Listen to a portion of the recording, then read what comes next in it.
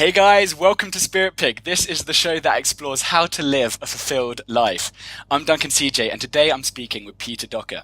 Peter is a man of many talents. I was checking out his bio, his LinkedIn page, and it's crazy. Like, he's enjoyed a multifaceted career that has included being a senior Royal Air Force officer, professional pilot, an international negotiator for the UK government, and he's also been at the most senior levels in sectors including, and I'm not even going to mention them all, I'm just going to construction, mining, pharmaceuticals, banking, television, film, media, and manufacturing. I mean, that's a fair few of them, but I know there was a couple more, and these have been across 75 different countries, and he's helped run a multi-billion-pound procurement project, and he keynotes all around the world, runs workshops, bespoke leadership programs, and his purpose and passion is enabling people to be extraordinary in what they do.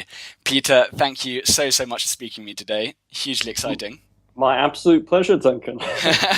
Now, I mentioned quickly just then, I'm on the road today, so I've got my ridiculous, stupid little call center headphones on, and I'm actually recording this from a hostel in Lisbon. So, like, normally I'm pretty confident. You know, I know I'm gonna have complete silence the whole way through. It's gonna be nice and things. I currently have absolutely no idea what's gonna happen. There's a door there. And anything could happen. So if somebody runs across the screen or I've just apologized. I'll try and edit it out, but let's see what happens. How we get on. Let's go with it. Sounds exciting.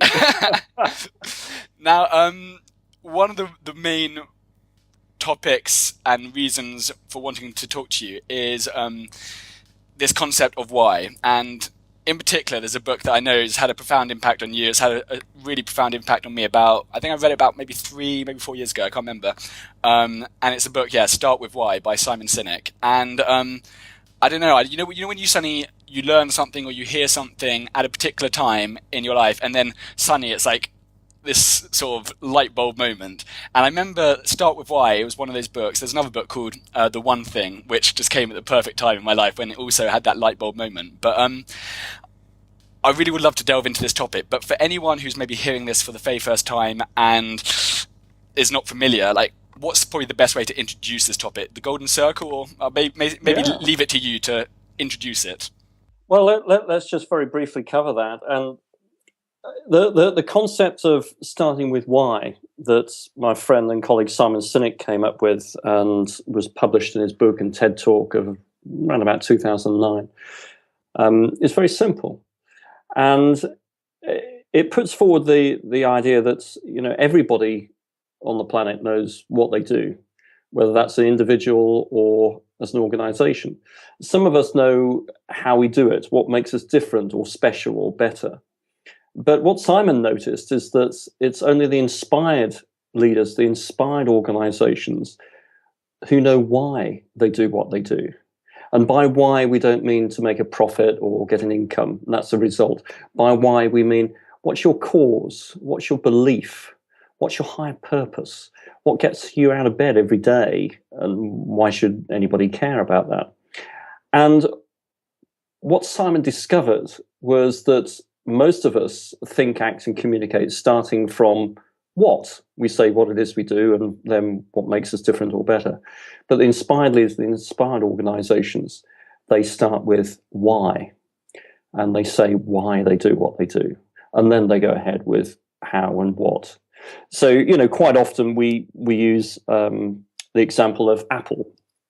You know, Apple, why do they have so many followers? They're not perfect, but everybody's heard of Apple, so we use them as an example. Why is it that Apple has so many followers? You know, they're just a computer company.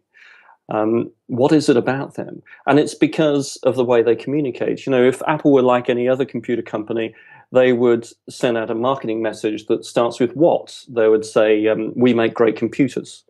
And then they go on to talk about the how. They'd say they're beautifully designed, wonderfully manufactured, and easy to use. Do you want to buy one? And you go, yeah, maybe. And that's how most of us communicate if we're trying to sell a product or if we're communicating interpersonally as well. You know, when we first meet somebody, we talk about what we do and then how we go about that. But it tends to be uninspiring. What Apple does is they start by talking about their why. And so a marketing message from them actually sounds a bit like this. They'll say, we believe everything we do challenges the status quo. We believe in thinking differently. The way we challenge the status quo is that we make products that are beautifully designed, wonderfully manufactured, and easy to use. We just happen to sell computers. Okay, it's completely different, but all we've done is reverse the order of the information. We're starting with why instead of what. And, although we're applying this in this example to an organization, a company, and talking about leadership in that sense, leadership goes all the way down, from the most strategic down to the individual. We have the phrase, lead our lives. And some of us can choose to lead our lives, or we can just wait for things to happen. Those who choose to lead their lives, it takes courage. And those who choose to lead their lives in an inspiring way start with why they do what they do. Yeah. No, I think it just makes it makes it so clear, and it's just that complete clarity. And when you just flip it on its head, it just, like you said, you used Apple, and we use it, like a good example was using it within sort of the business context. But I'm kind of teeing up this question. I think I know what the answer is, but that's within a business context. Is that kind of where it's kind of like best, business, or are these concepts universal? Can we apply this to our relationships, our personal dynamics, how our outlook on life? Can this be used universally? Absolutely. That introduction you gave, which when I hear it, I always think it's about somebody else, because all these different things. But what combines, or what rather joins all those things that you've mentioned, all of those whats I've done? Well, there are two things. First is, amongst them, those things that I've really enjoyed, I've really reveled in, have been consistent with my why. And you mentioned that right at the start. The reason I get out of bed every day is to enable others to be extraordinary in what they do. And that really fires me up. And so when I map that across to all the things that I've done in my previous careers, the high points are when it's consistent with that why. So that's the first thing that joins them all together. The second thing that joins them all together is that regardless of whether we're talking about things I've done in my working life or in my home life, what it's about is it's about people. It's about human beings. And the power of the golden circle, the starting with why concept of Simon Sinek's, is that it's not psychological, it's grounded in biology. It's how our brains are hardwired.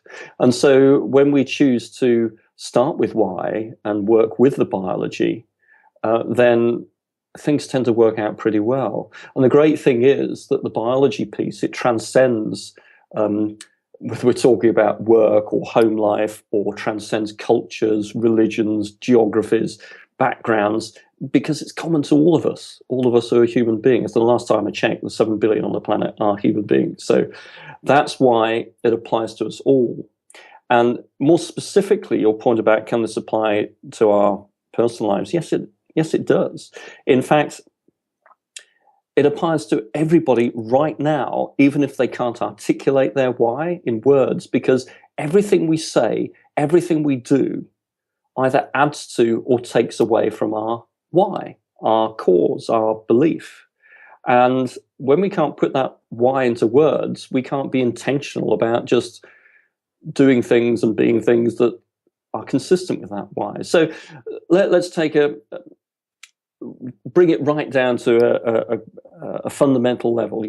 If you think now, Duncan, of the friends that you've got, okay, why are those friends, and perhaps you've got one or two, your best friends, lifelong friends, why are they your friends? You can have this as a rhetorical question for now, but and why are you their friends? It's actually very difficult to put into words, isn't it? Absolutely. Yeah. And this is because the brain is divided into two main components. There's the neocortex and the limbic brain, and they map perfectly onto what we call the golden circle of why, how, what. So the neocortex is the, relatively speaking, more the newer part of the brain, and that's responsible for understanding facts and logic and data, and also language. And that maps onto the what part of the golden circle.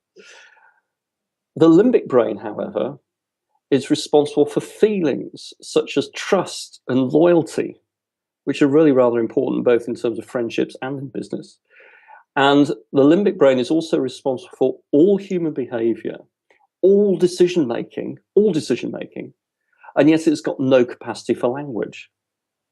Okay, now that part of the brain maps onto the why and the how level of the golden circle. So this is why, we've all heard ourselves saying, yeah, I understand all the facts and figures, but it just doesn't feel right. Yeah. Why do we use that verb, feel? Well, it's because the decision is being made by our limbic brain, which we all have, and yet it's got no capacity for language. So the best we can come up with is it just doesn't feel right. Or we talk about making a decision with our gut or our heart, but it's got nothing to do with that. It's our limbic brain. So our limbic brain is the part of the brain which is really in action when we're deciding who we choose to be our friends. It's the part of the brain which is in action when we decide whether we want to trust somebody or not.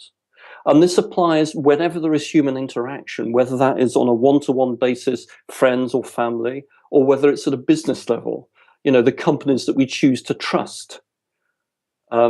Actually, we choose to trust them because at some level, even if we can't put into words, it's because we believe what they believe. Yeah. So it does work at every possible level. And the beauty of it, when you can put your why into a single sentence, which talks about the contribution and impact you make in the world, single sentence, simple language, doesn't have to be complicated. It's better if it's simple. Then it's the first place where you make your decision. Am I going to do that today or that today? Is it consistent with my why? Is it going to add to it or is it going to take away from it?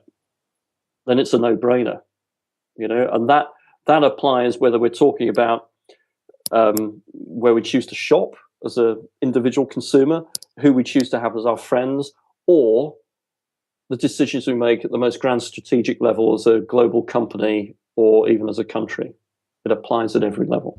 Yeah, no, absolutely. It's by having that clear sense of your purpose, your why, your driving force, then decisions which used to be maybe grey, confusing, like left or right, become black and white. It's so clear. So clear. So do you think people sitting at home thinking, okay, this talk of why, like, do you think, I don't know, like, should we just know it, like, or do you think there's like this little inkling we kind of know it, but we need that sort of clarification, or does it take this lot of introspection, a lot of work, a lot of actually just sitting down, pen and paper, like getting clearer, like, or is it a whole spectrum? Some people maybe it's just they've always known. Some people they've got to work a lot harder at it. Well, the first thing is that people must choose to, if you like, go on this journey and discover it. It's hugely powerful when you do. I've done why discoveries for friends of my daughter who've been in their early 20s, just coming out of university, and they then go to interviews for jobs. They've been to interviews for jobs equipped with their why, and hugely empowering. God, yeah. And you can just start from that place, and it just completely blows away interview panels because the person in front of them is just speaking their truth, speaking about who they are and what they believe in. And they're in that interview because they've chosen to go to that company for that position because they recognize that the company believes in what they believe. Yeah. And so why wouldn't they want to work with them? It's when you see someone who kind of lives and breathes their purpose, their passion, their why. I mean, it's magnetic and it's so inspirational, and it's exactly that. Yeah. And so to answer your question, people now there's I together with Simon and my other colleagues in the Start With Why team, we've done lots of why discoveries for individuals and for organisations. I think it takes about half a day. And there aren't enough half days, So a little while ago, we developed an online course, which anybody can do. I think it's about $100 or something like that. and that just covers the cost of having the IT platform to make it run. And it guides people through the process. And we encourage people to get a partner to help them dig a bit deeper. And it's a process whereby you're recounting the highs and lows in your life. And specific stories are really important, because when we talk about specific things, it generates emotional response in us. And it's that emotional response that we want to tap into, because that leads to your why. And when you identify all of these stories or write them down, then themes start to emerge. And those themes then start to point to what your why is all about. And then it's a case of just putting some words to it, but those generally come. And so this is a process that anyone can do. It will take you about 8 hours, and it will get you into the ballpark of what your why statement is. And it will put you in a place where you can develop it and start to use it intentionally. And we've also put this in a book which will come out in December as well, which people can use should they choose. So this isn't just talk. This is available to people, and people can choose to learn what their why is, and then they can choose to live their life based on that, and that will lead them to feeling pretty fulfilled. Yeah, absolutely. Because I mean, it's not some sort of one size fits all. Like, this is some universal. This is the why. It's unique and authentic to each person. And so then once you're equipped with that, and you kind of know what your driving force is, you know what kind of like lights you up, gets your belly, going, then you've got that for the rest of your life, don't you? So no, totally hugely powerful. And just on that, the words of your why can actually be similar to other people's why. That's okay. And that actually is really good, because there might be a good clue there that that's the sort of person you want to spend time with, either as a friend or perhaps do work with or whatever. But what brings it to life is how you communicate it. So, for example, my why is to enable people to be extraordinary in what they do. Let me tell, and this is a true story. Let me tell you what this looks like. Just one example. I was coaching someone who's a dear friend now, and I remember this a few years ago now, and we'd had several sessions. I thought, I'm not getting through. This isn't working. And I got to the stage where I thought, let's knock it on the head. Let's not have the last 2 sessions, because we're not making progress, and I'm not being in service of it. And then I sat back. I thought, hang on, what's my why? My why is to enable people to be extraordinary. If I don't commit and continue working with this guy, how is it that can be consistent with what I believe? It's to stop would be wrong. And so that completely changed my perspective. And when I went back to the next coaching call, it was a knockout, because I shifted who I was being and my approach to it, because I was totally committed to making this work and being of service to him. So, I tell you that story because if I just say, yes, my why is to enable people to be extraordinary. Yeah, okay, nice words, great. Now let me tell you what that looks like. Here's a story. I can give you a dozen more stories, and that's what brings it to life. We love stories. We love this. We love stories on this podcast. So feel free. I mean, stories completely make things alive, and all the hows and the whats you do are just a reflection. So, for example, like you were saying, how it's messing around with the words, and it's not like exactly there yet, but like my why is to inspire people to live truly fulfilling lives. And whether that's through the podcast or coaching, or you just interact with somebody just in the street, or it doesn't matter. They're all just reflections of what kind of drives you. And so I think that's the hows and the whats are just the tools to what actually that driving force is. And so your example was crystal clear. We like stories here. It's and it just gives us a true north. Yeah, that's what it does. I like the quote on your Twitter page. It says, like, "I believe everyone is extraordinary. Some just haven't discovered it yet." And so it's kind of It's true. helping people realize actually that their sort of extraordinariness. It's not a word, but No, I'm with you on that. And this, it frustrates me when I see a round peg in a square hole, and people doing things which clearly isn't in tune with who they are. But they're doing it because they think, oh well, this is what's expected. But it is completely inauthentic. Generally, they're not loving it. This is the interesting thing as well, linking again to biology. As human beings, we are biologically hardwired to serve. 50,000 years ago, on the open plains, where there were threats all around, Mother Nature quickly worked out that as individuals we're pretty rubbish, but when we come together and work together, we're quite extraordinary. And so that's when we came together as tribes. And the first thing that happened when we came together with tribes is that we felt safe enough to go to sleep at night because somebody else was watching over us. And so there are chemicals in our bodies which are released in our brain, our limbic brain as it happens, which reinforces behaviors that support the group.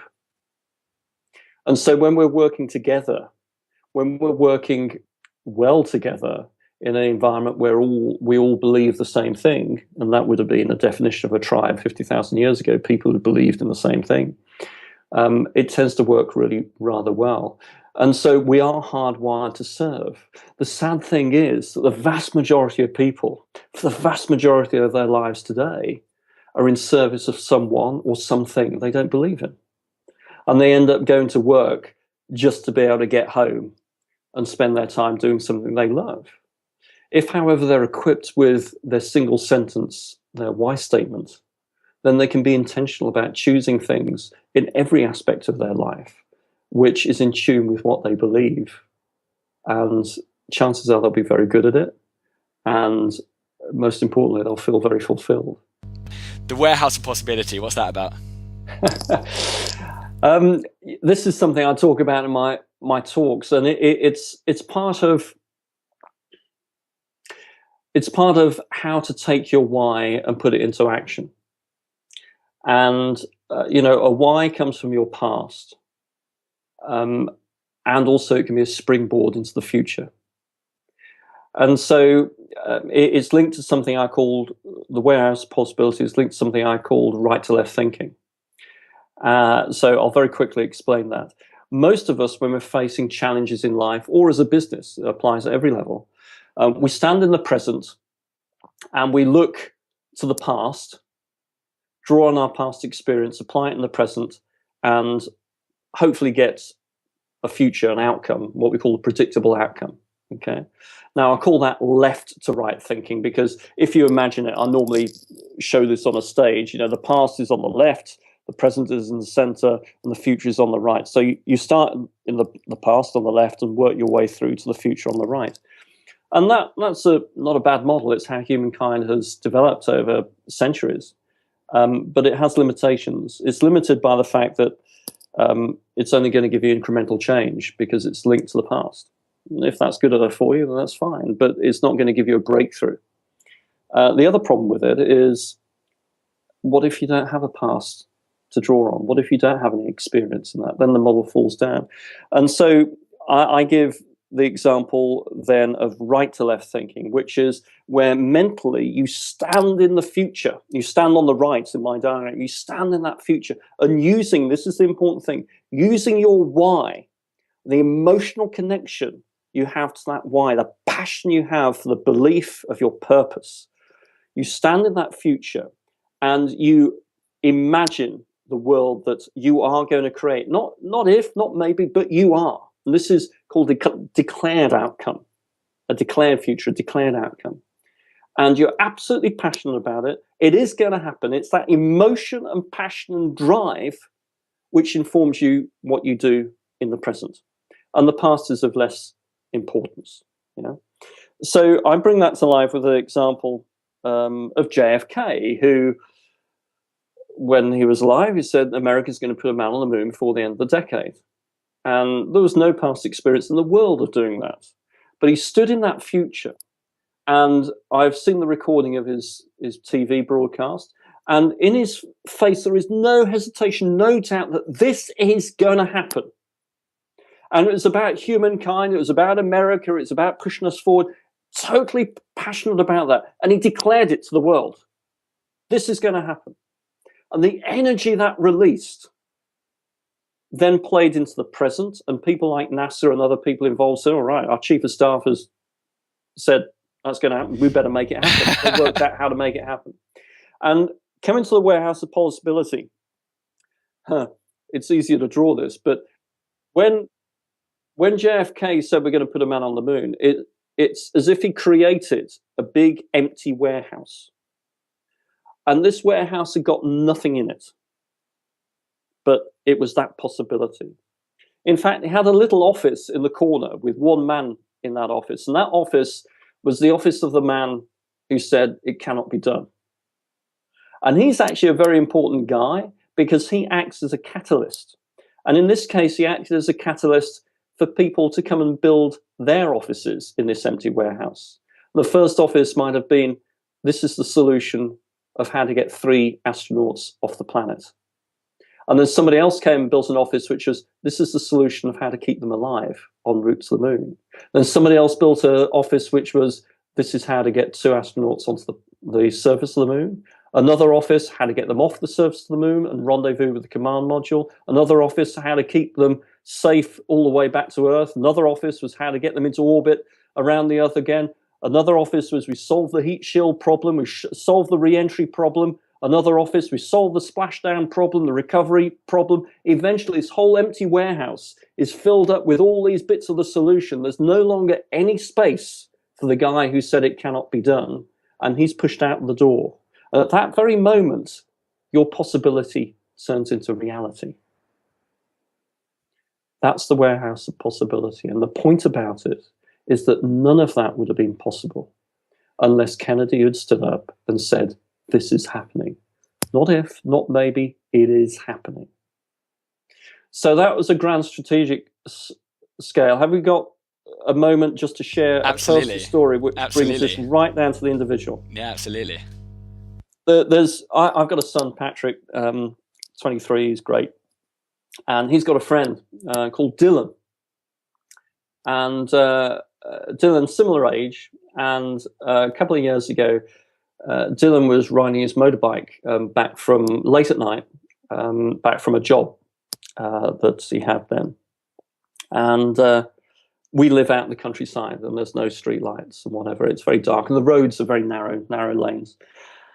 And unfortunately on that particular night, there was a car coming the other way, a Subaru Pretzner, doing 100 miles an hour, driven by a guy who'd been drinking. And he didn't see Dylan, and he hit him. A car against a young lad on a motorbike, there's not much contest really. And Dylan was thrown over 50 meters. His arms were broken and his back was broken, massive internal injuries. His head was almost severed, but he was still just about alive. And fortunately that night, there was an air ambulance in the air, and Dylan was actually, where the accident had occurred, it was outside their area, and they were heading back, and they heard the call, and they said, should we go? And they decided they'd go. And the paramedics got off the aircraft, managed to stabilize Dylan. One of them was literally holding his head on. And they got him to the hospital, the John Radcliffe in Oxford. And the surgeons did their miracles and managed to save his life. And quite some months later, I was driving to our little office and I went through the village where Dylan lives, and I saw him there. He was out in a wheelchair with his mum, pushing him around to get some fresh air. And he was sat there in a wheelchair, he had his arm in a sling. I thought, it's Dylan. I've got to go and speak to Dylan. So I parked the car, put the brake on, rushed over to him and said, Dylan, fantastic to see you. How's it going? And he turned to me in his wheelchair and he said, well, he said, and his voice was very thin because the accident had cut through his vocal cord. He said, well, he said, it's been tough. He said, I've had many operations. He said, I've just had another one last week where they've taken some nerves from my leg and put them in my arm. He said, hopefully I'll get use of this arm again. He said, but, we're getting there. And then he said something quite incredible to me. He looks up at me, he said, in 6 months' time, I'm doing a half marathon. Will you sponsor me? And I looked at this broken kid, 21 years old, in this wheelchair. Had he got any experience at all of walking, let alone running, since his accident? No. Was there any shadow of doubt in his face when he told me he was going to run this marathon? None whatsoever. Were his words complicated? No, they weren't. They were very, very simple. Did I have any doubt of his commitment? None whatsoever. I said, of course I'll sponsor you. At that very moment, Dylan created his own warehouse of possibility. And in that warehouse of possibility, there was no doubt somebody there who said, well, you're never going to do that, mate, 6 months' time. But he inspired others who came along, the doctors, the nurses, the physios, his friends like my son Patrick, to help support him. And it was a case of, right, well, he's signed up, this is happening. Definitely get him there. Unbelievable. And some months later, I was in Dubai giving a talk, and I mentioned Dylan, told the story. And it was a great pleasure. I was able to look at my watch. I said, right now, Dylan is running that half marathon. So, you see, Duncan, these ideas that I talk about, whether it's starting with why, right to left thinking, warehouse of possibility, leadership, it applies to us all. It applies to the most strategic things you can imagine, putting a man on the moon, and it applies right to the individuals, including you and I sitting here having this conversation. And it's up to each and every one of us to choose to lead our lives based on why and connecting to a higher purpose, which ultimately is about serving others in our own special way and bringing our why to life. And the great thing is, the choice is there for us all. Unbelievable story. That's incredible. Yeah, just to finish up, what does a fulfilled life mean to you? Simon, I think, once said, if you want to be happy, do something for yourself. If you want to feel fulfilled, do something for someone else. And I'd add to that feeling fulfilled, it equates to the joy that you feel at the end of the day when you go home. That's what feeling fulfilled is about. And you can have all the money and all the possessions in the world and you don't feel fulfilled. You can have very little material stuff and feel very fulfilled. And more often than not, what I notice is that it has a direct correlation with what we do for others and how that is in tune with what we believe. So that for me is about fulfillment. And what is one thing all our listeners can do today that will have a massive positive effect on their lives? There are a number of things, but I'll go with this. Quite often when we're thinking about life, whether that's our home life, work life, whatever, it's all the same really, and things aren't going as well as we'd like, our natural inclination is to say, well, he's not doing that, and she, and why are they like that? It's all about him, her, they. You can get some different insights if you ask yourself this question, which is, who am I being that causes those around me to be who they are? And you just start with looking at yourself, who you are being, how you're occurring to others. Because more often than not, in my experience, the answer lies right there. Finally, how can people stay in touch, find out more about you and your work? Well, there's the Start With Why website, startwithwhy.com. There's my little website, which is whynotunlimited.com. I speak all over the world. Quite often they are sort of corporate or private events, but some of them are public. I think I'm speaking in London in October, which is a public event where I share these ideas. And we're putting more and more resources, many of which are just free to download, on the Start With Why website. It's all about how you can discover your why. The Friends exercise, which is a free exercise to do, which is an intro really to discovering your why. So we're committed to sharing as much of these ideas as we possibly can to as many people as we can. So just look in those places. Oh, we will do. Thank you. This has been absolutely, really, really, really great. Some of that Dylan story was, it's crazy how, it captures it, doesn't it? He's really still running does. marathons, by the way. He's what? Sorry. He's still running marathons, raising money for the air ambulance that saved his life. Wow. Thank you. Thank you so much, Peter. I'm just absolutely loved it, and really, really appreciate you taking the time and giving up your day. So thank you so much, and we'll stay in touch. My absolute pleasure, Duncan. And can I leave you, and you can include this or not, but we've talked about inspiration a lot, and I just like to share my distinction around inspiration, what that means. Quite often when we're talking about inspiration in terms of people or speakers or leaders or whatever, we use the word inspiration and charisma at the same time. They seem to go hand in hand. I have a distinction between them, and that's this. If you hear somebody who's charismatic, you leave the room thinking about them. If you hear someone who's inspiring, you leave the room thinking about yourself and the possibility it ignites in you. So when we talk about inspiration, whether it's me speaking or the work that you do, I like to think about it as creating possibility in others. And that's what inspiration's about. So I feel that's exactly what you do. So keep doing it. Great stuff. And I'm delighted to have the opportunity to help you in that journey. Thank you so much.